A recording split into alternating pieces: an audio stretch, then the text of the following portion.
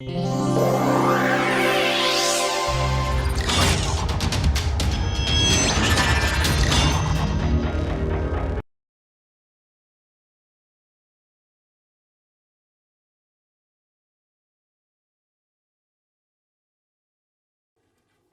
Today we will try to motivate a very important equation in kinetic theory, namely the Boltzmann equation, which is along lines which somewhat different to the ones that we have been following so far. We looked at the Langevin model, the generalized Langevin model, a lot of linear response theory, etc.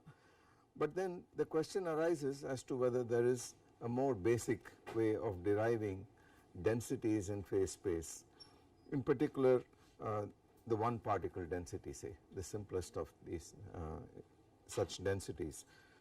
Well, this was a problem of kinetic theory, and a great deal of work was done in the 19th century as well as the 20th century on this. A lot of problems still remain to be solved in this area, and I will try to give you a flavor of how even in the simplest of instances the problem reduces to something which is fairly complicated and is fairly non-linear, as you will see.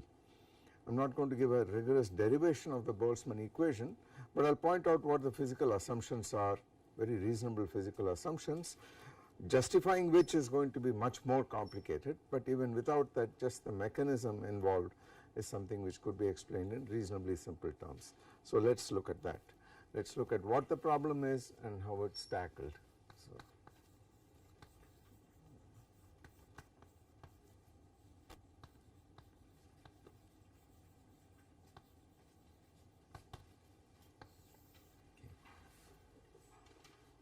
This problem arose initially in the context of extremely dilute gases.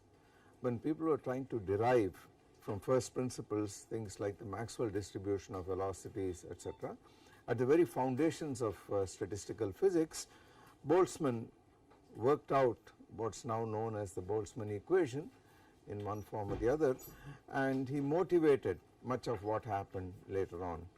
And this continues to be of great importance in many applications, including plasma physics, fluid dynamics, etc., etc. Okay. Now what is the problem that we are going to look at? We have in mind a gas, a very dilute gas of particles, which of course interact by collisions among the particles. To understand the collisions themselves, one would probably have to look at the quantum mechanical nature of these particles, which is outside the purview of what we are going to do now. But given the fact that particles scatter off each other, there is some collision cross section which you can compute in principle. The question is, what does it say about single particle densities? So the rest of the argument has to do with just physical arguments on how phase space densities evolve. Okay. Suppose you have n particles, a very dilute gas of n particles.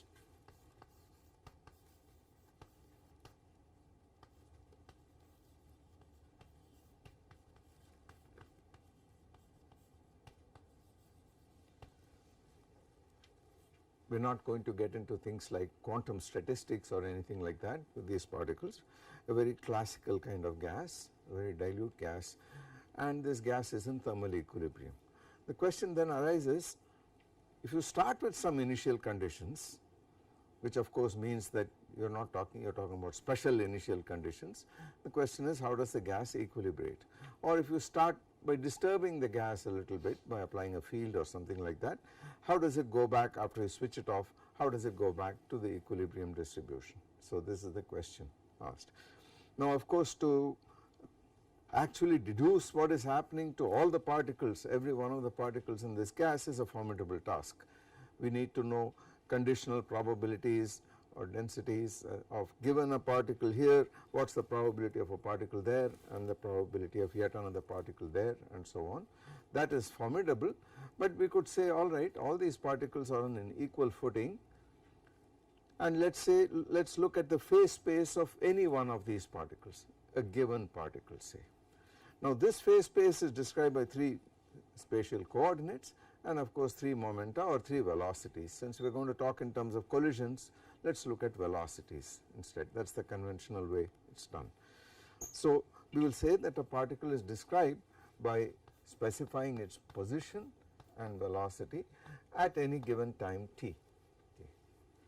Now this space of all possible r's and v's, and r is inside the volume of the container if you like, that space, the phase space of a single particle is known as mu space. So the space occupied by these quantities is called mu space. And the idea is that this mu space is the same for all the particles. Any one of the particles will have the same set of possible values of r, possible values of t. So this single particle phase space is what I call mu space. Okay. Then the particles of course are of a discrete nature, but we would like to have some kind of continuum description of these particles. So let us look at some numbers. At normal temperature and pressure in a dilute gas, you have about 10 to the 25 molecules per cubic meter. Okay. This space, if you know coarse grain it, if you try to make it into small cells, if you break up this space into cells, so let us suppose schematically you have the velocity in that direction and the coordinate in this direction schematically, pardon me, we are coarse graining mu space. Yeah, the space, the phase space of a single particle, one particle phase space. If I coarse grain it in some fashion, then well, since in physical volume I have already said that each cubic meter has 10 to the 25 particles. If you look at a physical volume of say 10 to the minus 15 meter cubed, that is 10 to the minus 5 meters on each side, a small cube, 10th of a millimeter on each side, 100th of a millimeter on each side, you still have about 10 to the 10 particles in it. So in that sense these particles form practically a continuum, even though you are looking at a point as small as a volume of 10 to the minus 15 meter cube, which is pretty much like a point, but even then you have a very large number of particles in it. So let us suppose that you coarse grain it in this fashion, and this thing here is what I would call mu sub I, that is the ith cell in mu space. Okay. And I will label it by the points of its center. Okay.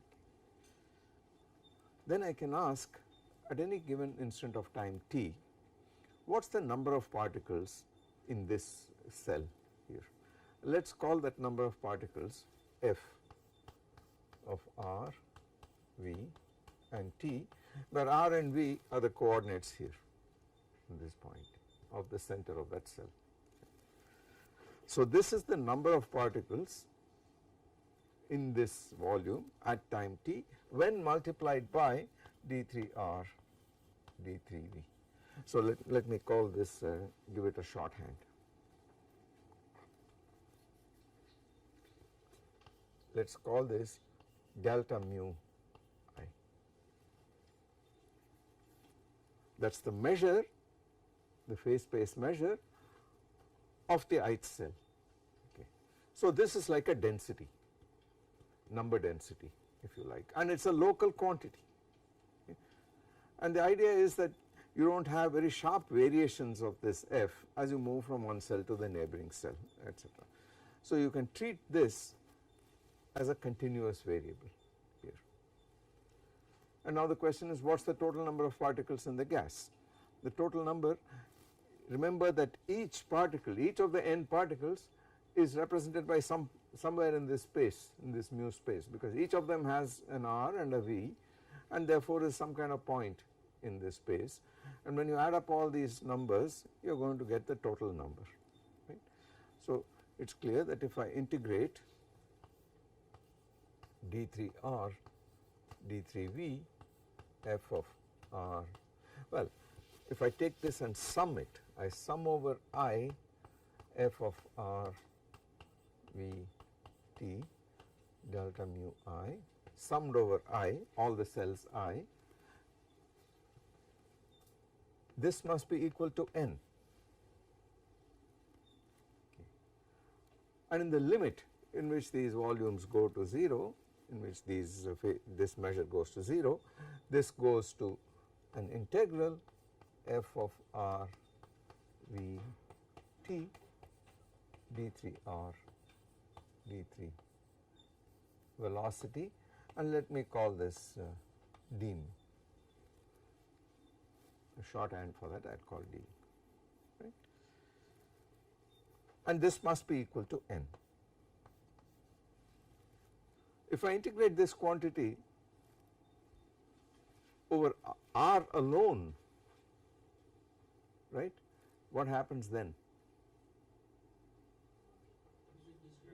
I get a volume. If I integrate over r, I get a volume, and that will give me n over v. Okay. But whatever, this is the constraint, this is the normalization of this single particle density here. Okay. And the whole point of kinetic theory is to find out what this f is. Okay. So that is the task, to calculate this f of r v t, because from that it is like the density for phase space density for a single particle. From that I should be able to find all kinds of physical properties, transport properties and so on. I am not given anything at the moment except this condition, and I have tried to find this ab initio. Okay. It will sort of satisfy some kind of differential equation, and I have to tell you what it is. And of course the standard problem would be, given the value of f of r v t at t equal to 0, initial condition, find out what it does at later times. That would be the typical problem. So the whole target is to find an equation for this. Just as when we did density matrices, for instance, in classical or quantum mechanics, we found there was an equation for the density operator, the Liouville equation. It says delta rho over delta t was equal to the Poisson bracket or commutator of rho with h, or h with rho, right. We want a comparable equation for this f here. Now we are going to assume that the gas is dilute. Okay. What that means is that it is so dilute, that spread apart, that the de Broglie wavelength of each of these particles is much smaller than the thermal wavelength. That of course, as you know, is the standard criterion for non-degenerate in the quantum mechanical sense, for non-degeneracy in the quantum sense, namely that the thermal wavelength. So schematically what it means is, you have little fuzzy objects which are the individual particles, and these fellows should be at a distance considerably greater than the fuzziness in the position of each of these particles, right. So you want to say that lambda thermal, which is equal to Planck's constant divided by the average momentum, but in a free gas the kinetic energy is proportional to kT, P squared over m is proportional to kT. So P is proportional to square root of mkt roughly, right. So you want this square root of mk Boltzmann T, this fellow here, must be much smaller than the interparticle separation.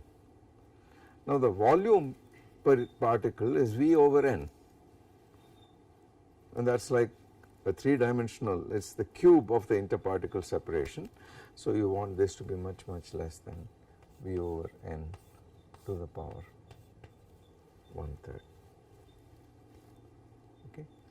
That is the condition under which classical statistical mechanics will apply. Right? Yeah. Shouldn't we have a label for? Shouldn't I have a? Label for F, rising, we have I for the cells. So does R and V take care of it? Yeah, because this is saying that once you prescribe for me how the particles are distributed in this phase space, and that is the end of it, right. I think it will be more comfortable if you added a subscript I to R and V. That's all. To tell you that it is the coordinate for the ith cell in mu space.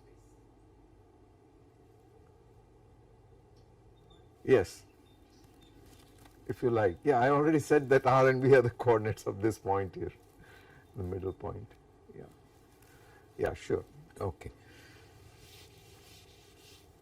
So if I bring it to this side, it says the number density, if I define n equal to n divided by V, number of particles per unit volume, it says NH cube over mk Boltzmann T to the 3 halves much greater than 1. That is the condition for classical statistics, as you know.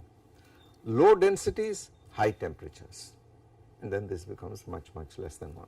For the gas in this room, for instance, nitrogen gas at normal temperature and pressure, this quantity will be of the order of 10 to the minus 6 or minus 7 or something like that, and then you are in very good shape.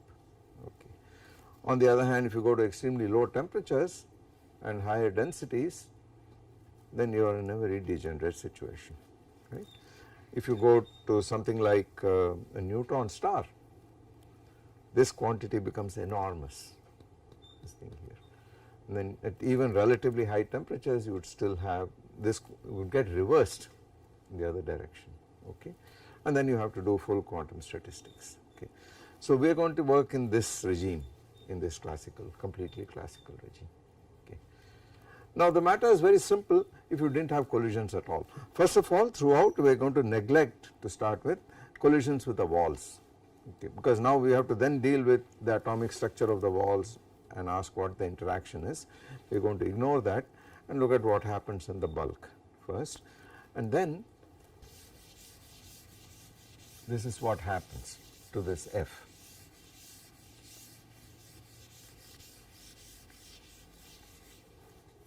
If you consider what happens to f of r v t d mu,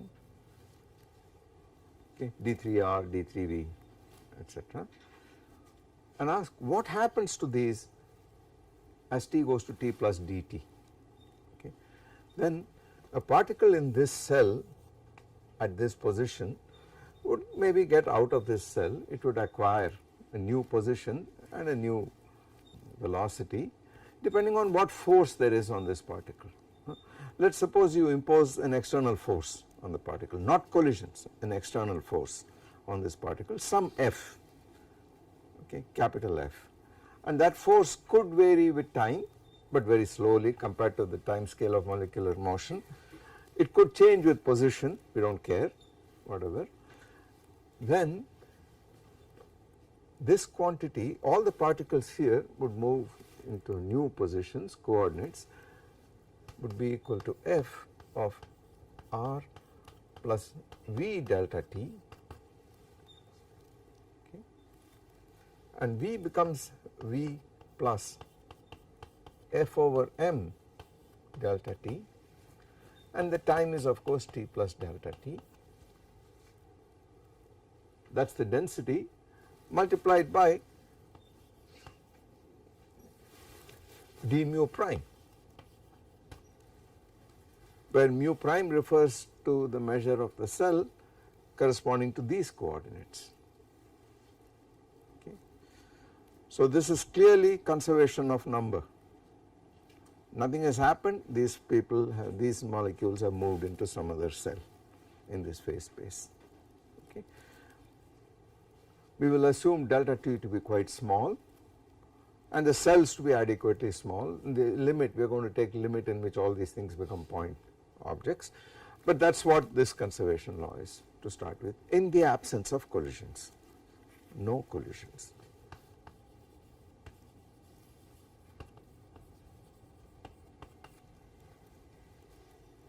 Okay. But now, yeah.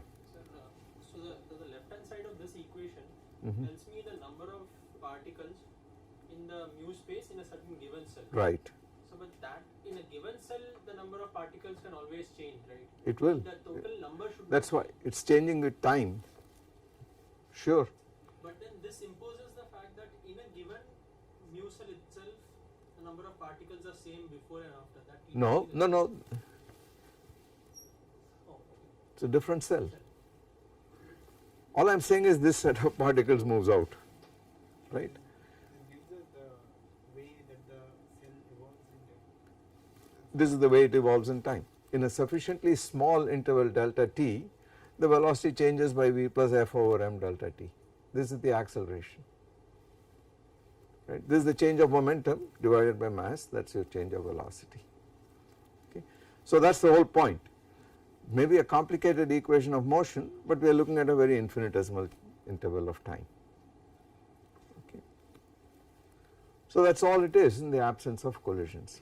But we also know that if this happened in phase space, imagine for a moment we are working in phase space in Hamiltonian dynamics in R and P, then we know the motion is such that phase space volume elements are preserved under time. It is like an incompressible fluid. Okay. But we are working with velocities here. But this is still true. This is still true, and if you look at Huang's book, for instance, in statistical mechanics, where a nice derivation is given of this Boltzmann equation, he points out that this is still true even in terms of the velocities. Essentially in this problem it is kind of trivial that it is true, because what happens is if in the volume element you have this initial volume element in R and P, you have this, then since R changes by R plus V dt and V changes by a similar kind of thing, this goes over into something that looks like, the origin is shifted, it looks like this.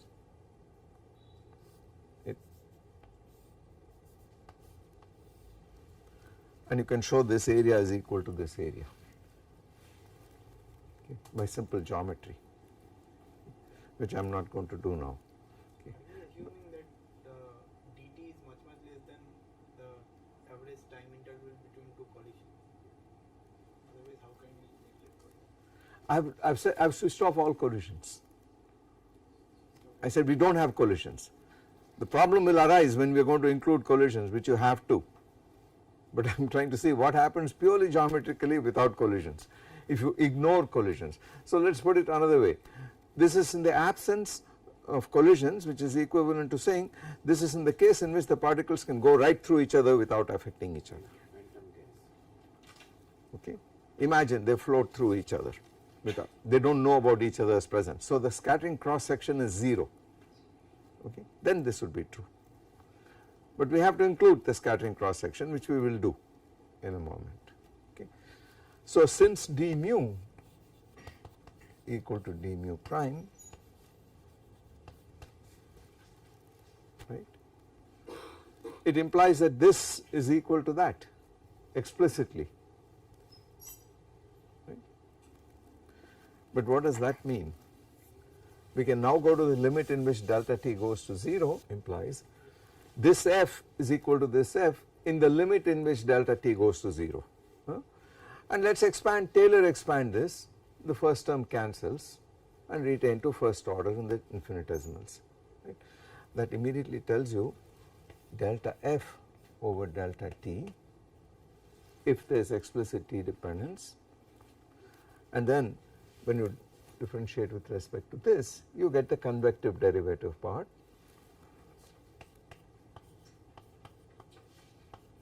Gradient R with respect to Rf, and when I differentiate this I get plus f over m dot gradient with respect to V f equal to 0 in the absence of collisions. Okay.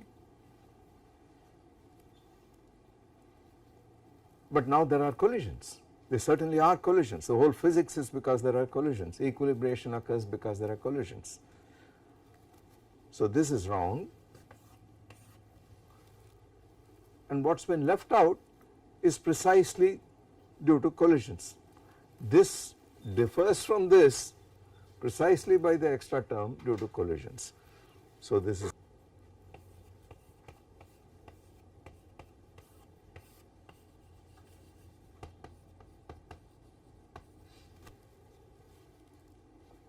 so that is our first equation, and everything is sitting here, everything is in this term here. Pardon me? Normal derivative. Pardon me? Should be normal derivative. Normal derivative with respect to what? This is the why? This is the way in which the f changes in a time, the change in f in a time delta t due to collisions is delta F over delta T times delta T. I have just cancelled out the delta T's on both sides. Okay. So what does the subscript collisions imply? It is the contribution to this F due to collisions.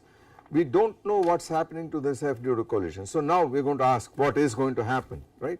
So you had a certain number of particles in this d mu in here, here is a molecule. In the time between T and T plus delta T, a molecule can come and hit this and throw this out of this cell. So it will deplete it.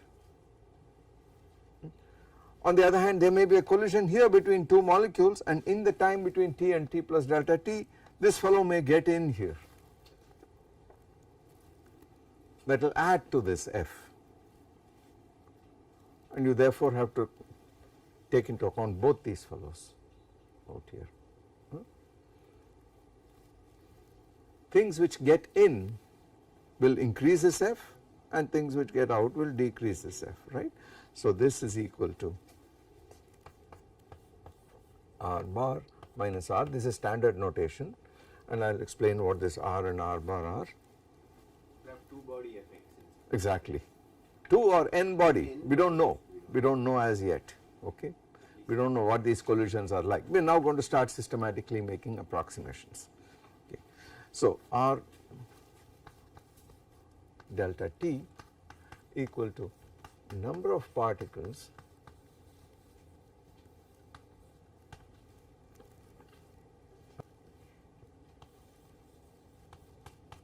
that, oh yes, we now make an assumption, we now make a crucial assumption that the cell is so small that any collision takes it out of the cell. We are going to count the number of collisions.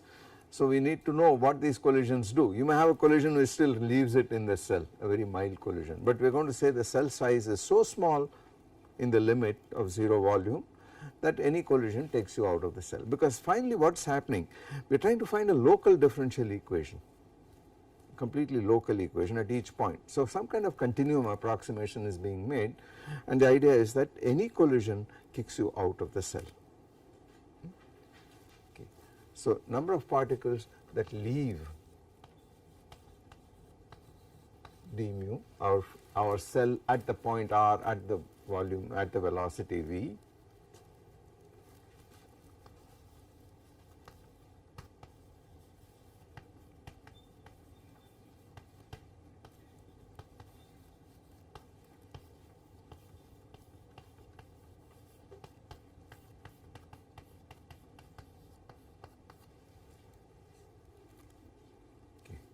so that is R delta T, okay. And similarly R bar, number that come in into d mu due to collisions in this time interval.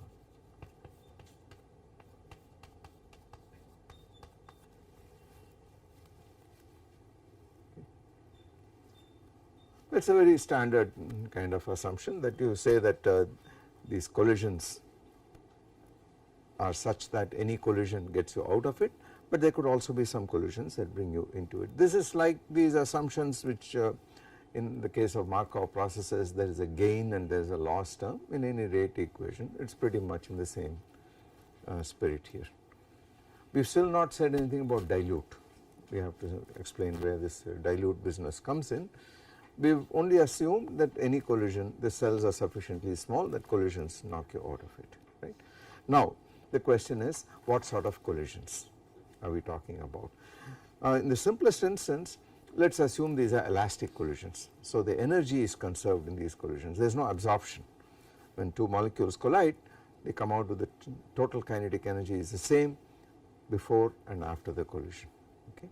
And we have an elaborate theory of scattering in quantum mechanics to describe scattering processes, but in the simplest instance we will assume that the collisions are binary collisions.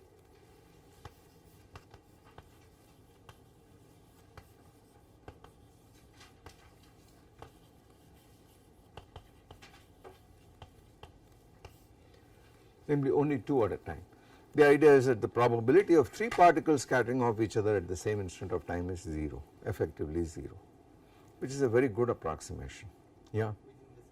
So then, so if we take the time also small, so with respect to time, that will be a very highly fluctuating random variable kind of.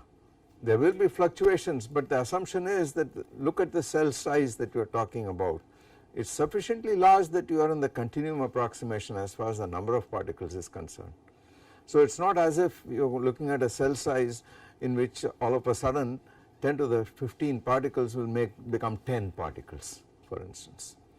That is not going to happen ever. Okay. The probability of such a large number fluctuation is negligibly small.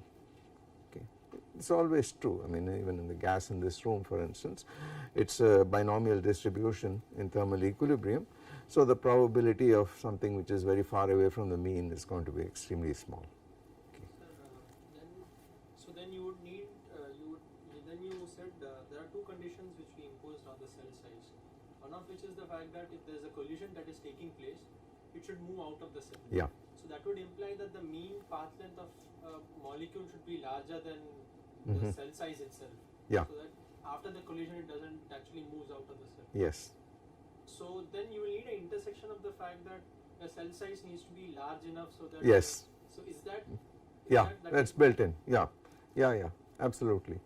We'll see where this gets us. Yes. So the question is this going to be exact? And the answer is no. It is not an exact equation, but we know the precise conditions under which the approximation is valid, and for dilute gases it will turn out to be an extremely good one. Okay. Now the crucial assumption is this business of binary collisions, that the collision events are all 2 particle collisions. Okay. Now what happens in a 2 particle elastic collision, very simple. If you have a particle with velocity v1 colliding with a particle with velocity v2, then if these particles go to new particle, the same particles go out with velocities v1 prime and v2 prime, for instance. So you have some collision event happening in which you have v1 coming in, v2 coming in there, and then this goes off with v1 prime and v2 prime in this fashion. Then the conservation of momentum, in this case they are all assumed to be equal mass particles, is of course that v1 prime plus v2 prime.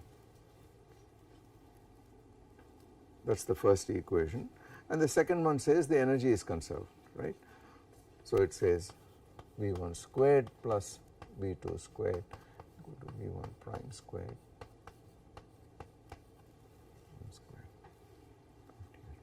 Okay.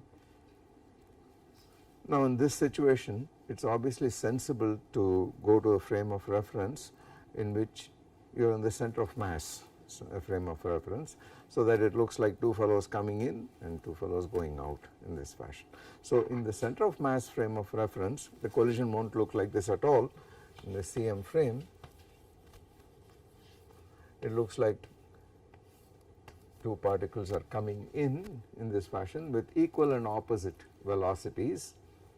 So this comes in, say, with some u over 2, and this is minus u over 2, and then after collision they go off in this fashion.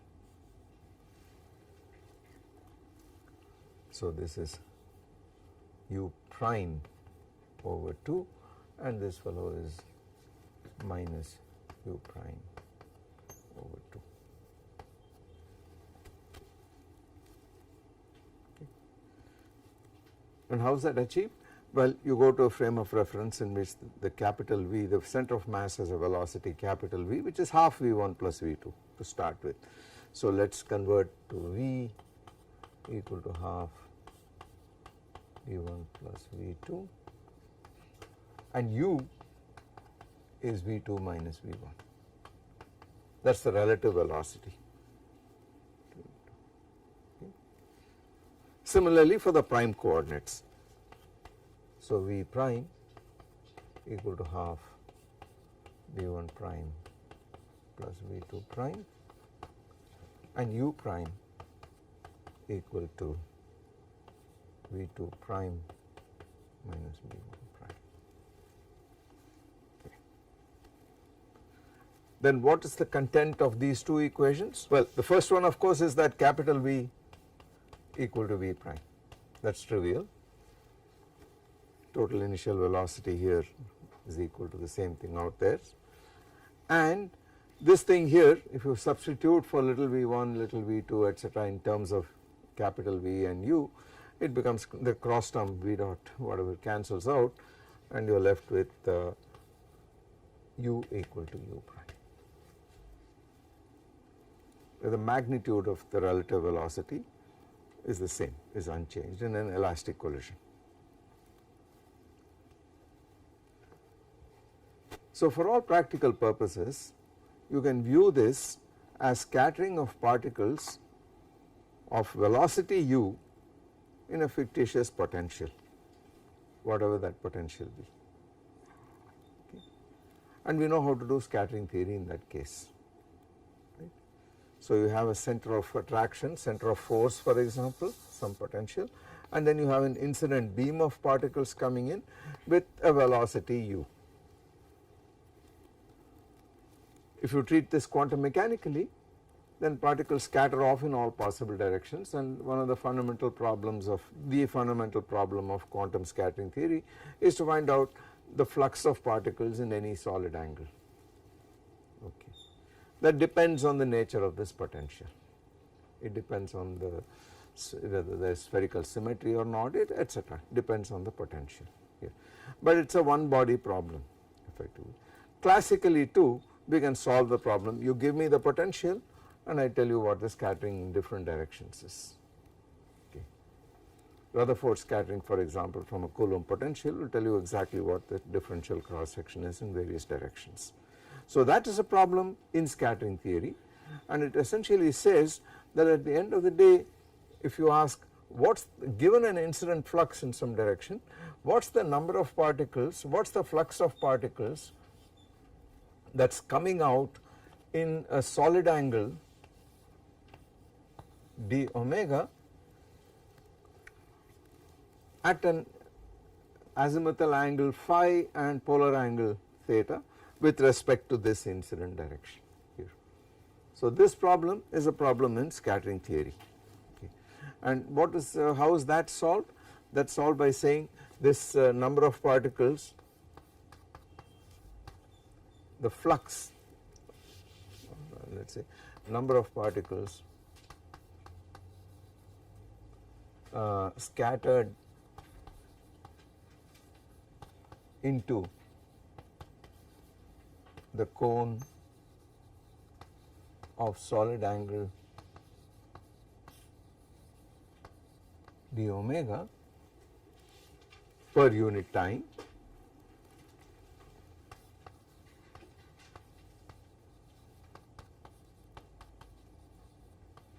is equal to what?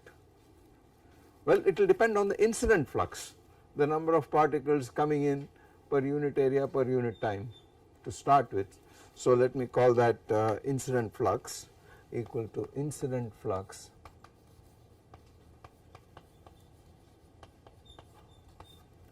multiplied by the scattering cross section, the differential scattering cross section, right. So this is equal to d sigma, which depends on omega, over d omega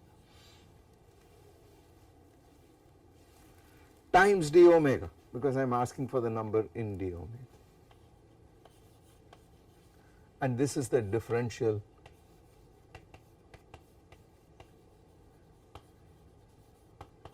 cross section,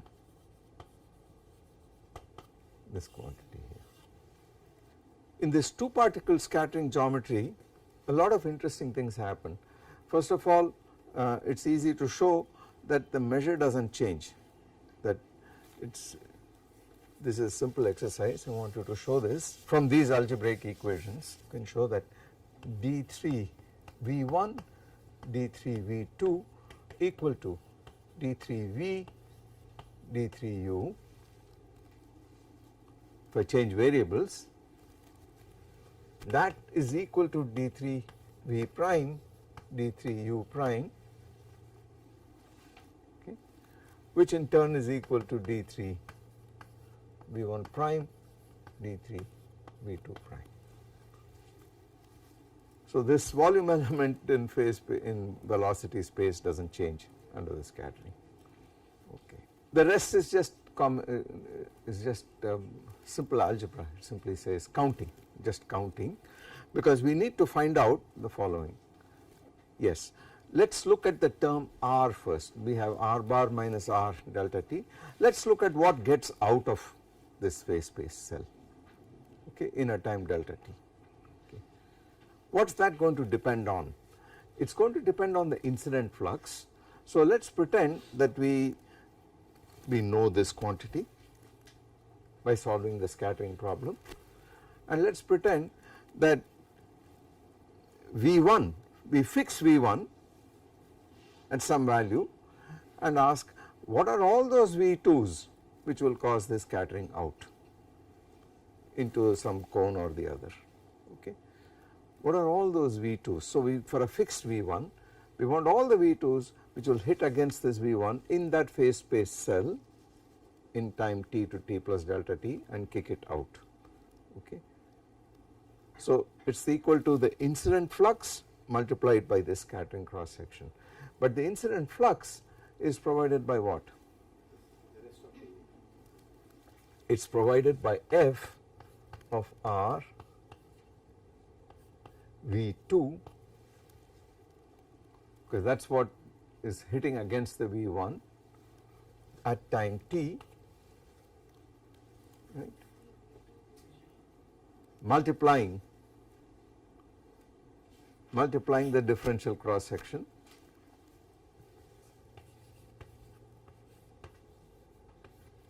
of omega and any other factor. Well, you have to integrate over all these fellows here, d3 v2 and integral. We do not care what angle it gets scattered into, so you have to hit before we get to this. We have not finished with the incident flux yet. We need to have all those particles which are within a mod u of it, because per unit time. So mod V2 minus V1 and then d sigma omega. So this is going to be the R for a fixed V1. Yes, the condition on V2 comes from, but this is going to depend, this is a function of u. It will be a function of the energy and of course the angles, because what is happening is that if you have a scattering center here in this geometry, I ask how many particles are going to go here. That is going to depend on what the initial velocity is or initial energy is, because this is elastic scattering, okay, u prime is equal to u. So it will definitely depend on mod u, and then relative to this direction of u, it will depend on what the scattering angle is, theta, and it will also depend on what the phi is in this direction. I have included both of them in writing omega. Okay. If it is a spherically symmetric potential, then it will not depend on the phi, but it will still depend on theta here. And of course on the incident energy, which is measured by mod u here, right. So that is sitting here. This is providing the factor in the flux. The number per unit time depends on how many of them can reach this point, the particle V1 to be scattered out. Okay. So this is going to be the R term, okay, but that is for one particle, but all those which are sitting in this phase space within the volume element d3 r1 are going to get scattered out, right. So you must multiply this once again by f of r v1 t.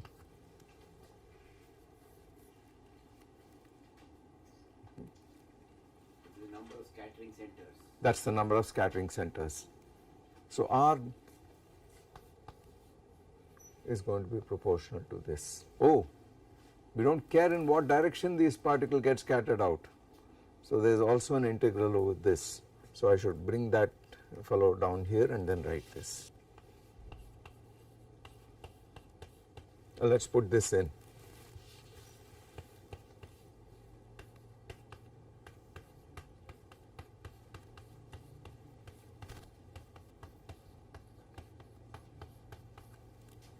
But there is an integral over d3 v2. All the molecular details of the actual scattering process, actual collision, etc., is sitting here. So the computation of this is a separate story altogether. But in a very rough sense, because of this binary approximation, you have two of these fellows sitting here. Okay. And mod V1 minus V2, absolutely. That is what couples the two.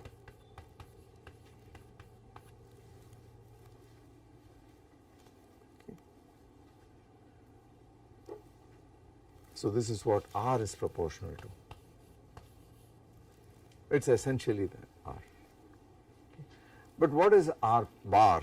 Which is those which are getting scattered outside to get into this phase space. Okay. How are we going to find that? Well, we argue in the following way. If you have a scattering process, it is equal to, it is actually equal to.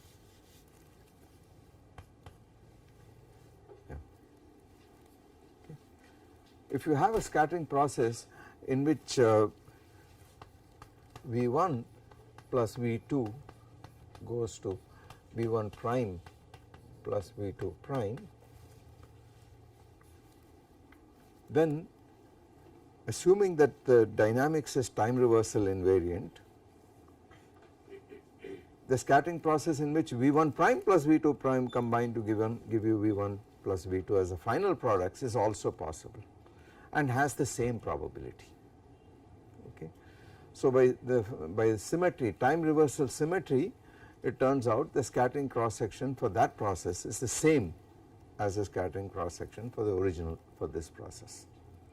Okay. It is exactly the same. So there are some intermediate steps in between where you have to show this is really true and so on and so forth, but we will take this, let me just make a statement that owing to time reversal symmetry plus the overall rotation symmetry of this and inversion reflection symmetry of this scattering process, the other scattering cross section for V1 prime V2 prime scattering into V1 and V2 is exactly the same as this, right. So therefore, we will introduce some notation. So it is conventional to call F1 of R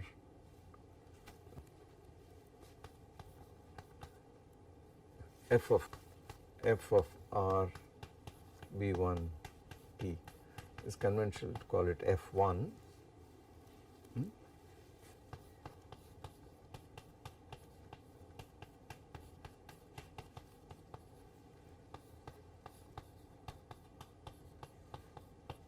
V1 prime T equal to F1 prime, and similarly F of R V2 prime T equal to F2 prime. Then R bar is exactly the same thing except that you have the primes here sitting here. And it turns out that this is exactly the same factor with suitable changes. Remember that mod V1 prime minus V2 prime was the same as mod V1 minus V2. Okay. So that is also put in, is used, and you end up with an equation which essentially says that delta F over delta T of R V1 T, that is our fixed velocity to start with, plus V1 dot del R, let us put the F outside, F, okay, V1 T plus the external force F over M dot gradient V1 F of R V1 T on the right hand side is equal to dV2 d3V2 integral d sigma differential cross section, and then inside F1 prime F2 prime minus F1 F2 mod V1.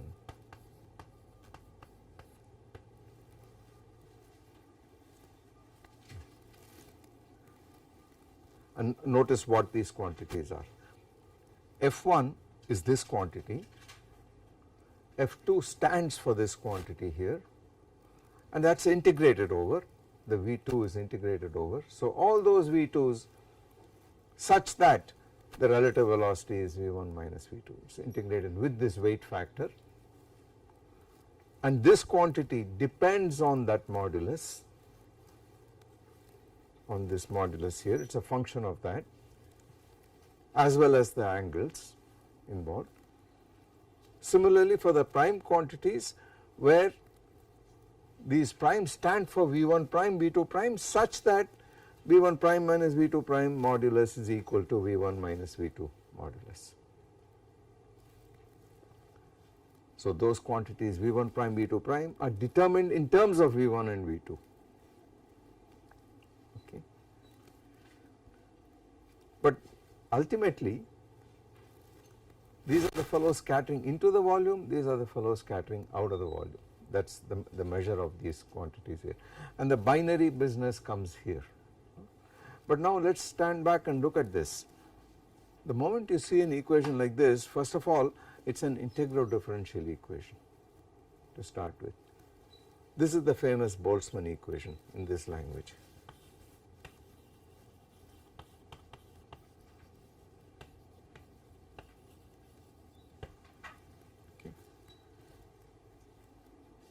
But what is the most striking thing about it? All these quantities were very similar to the kind of things we had when we wrote down various Fokker-Planck equations and so on. But now this is nothing to do with that, there is no randomness or anything like that. We are just saying we are going to look at all deterministic processes such that the phase space density changes due to collisions. But the most striking thing of all is that this is non-linear in this F. So, it is a non-linear integral differential equation, extremely formidable to solve mathematically or even to show the existence of solutions under suitable conditions. Okay. So, already even with the simplest of assumptions with binary collisions and so on and so forth, even if you knew the dynamics, even if you knew the scattering cross section here, you still have the problem that you got to solve this integral differential equation, which is highly non-linear. Okay. So, that is the root of the source of the problems, the source of the difficulty. Okay. Now, where did this question of dilute come in? Well, we assumed that these two things are independent of each other.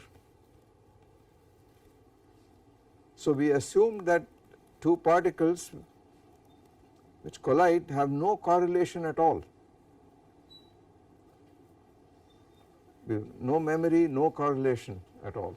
Those who collide once are gone forever, after that they do not see each other again. Okay. And moreover that it is uniform across R, independent of R, the same geometry applies. So, in that sense we are really using this so called molecular chaos assumption of Boltzmann, that there is no correlation of this kind and there is independent of velocity space, position space, the velocity distributions act in this multiplicative manner. Okay. Now, of course, if you have correlations between particles, this is not true anymore. So, if you go to dense gases, this is not true. Even with binary collisions, this kind of assumption is not true anymore. Okay. And there are many cases where it is spectacularly not true at all. For instance, if you imagine gas, an elastic gas of equal mass particles on a line, one dimension, then you know that in one dimension when you have equal mass particles, when two particles collide they just exchange velocities, right. So if you have one particle A in between two particles B and C, then all the collisions of A are always with B or with C. So the number of recollisions, all collisions are recollisions in some sense. At best there is one more particle with which it can collide in between two collisions with one neighbor on one side. So it is the opposite extreme, it is highly correlated, it is extremely correlated, controlled entirely by recollisions, but the Boltzmann equation assumes there are no recollisions at all, it is completely neglected it. Right? And in 3 dimensions that pretty much, it is clear that it is pretty much valid, this assumption is valid. When two fellows collide with each other, they are gone after that. So this is the most elementary way of sort of motivating the derivation of the Boltzmann equation. I have not gone through all the steps, but very roughly this is what it entails in this case. The rest has to do with approximations, how to linearize this, what are the assumptions one makes to linearize it, etc. For instance, in plasma physics there is a very famous approximation called the Vlasov equation, which follows from the Boltzmann equation, etc. But that gets us into kinetic theory, and that is not my purpose really. One problem that one should tackle with this is all the transport coefficients. So there is an elaborate theory which will tell you how to compute the viscosity of this gas, dilute gas, starting with the Boltzmann equation, this fashion, making suitable approximations, etc. But I thought I should mention this thing here because our earlier assumptions were all stochastic in nature, but now we are dealing with a situation where we do not have a tagged particle that is much more massive than the rest of the particles, all of them are on equal footing completely, right. So that is one of the reasons why the equation is not expected to be as simple as in the case where you have a very heavy particle and it is distinct from all the rest, from the heat path. Okay. So maybe I will stop here today, and any questions and comments we will take it next time.